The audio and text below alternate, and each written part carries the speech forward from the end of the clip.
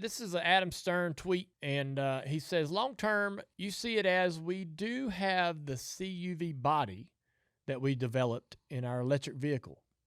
I'm not sitting here saying today that we're breaking news, it's going to CUV, but there are the things that are on the roadmap to consider. So you have a truck, a CUV, and a cup.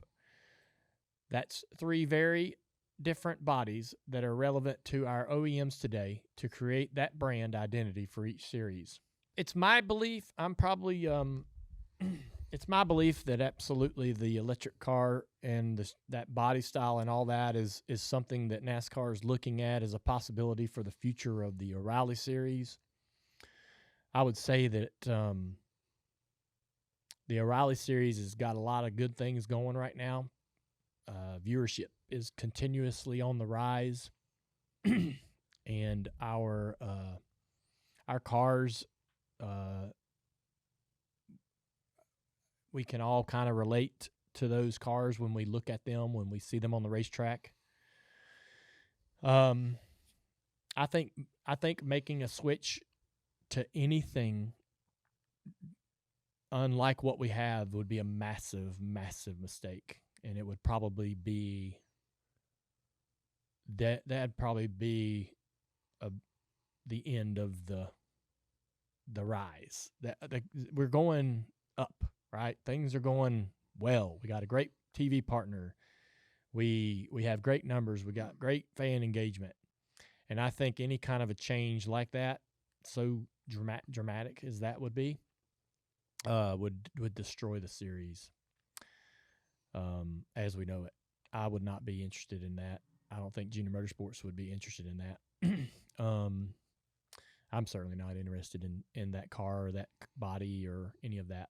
I think they need to leave well enough alone, quit fiddling with everything and having to feel like everything needs to be improved, fixed, changed. Just the series is doing really good.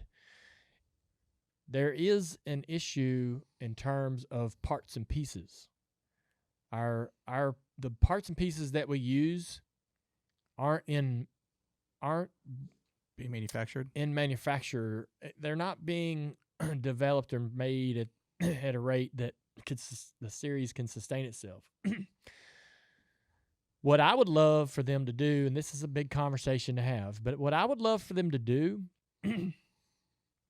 with the O'Reilly car is take that 9-inch forward rear end out of the car that we're running and make me a modern version of that.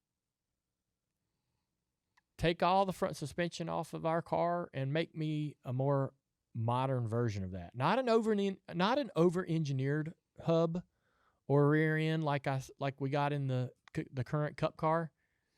I don't want any of that that's in the current Cup car. I don't want no influence at all that the current Cup car has. I don't want any of the parts. I don't want the bolt-on front and rear clip. I don't want none of that. I want, if you want to do anything to the O'Reilly Series, take the parts that are in short supply, and let's figure out how to make a newer, modern take on that specific part, whether it's ball joints, different things like that are when our Cup teams moved away from this technology, the people that made it there's not a demand this series and so forth. There's not enough demand, I suppose, to be able to continue to make a lot of the parts, and things are just getting tougher and tougher to get. And so I would just think about how we take what's working. This is working. This series is working. This series is working the way it is. So if we need anything, we need to try to figure out how to,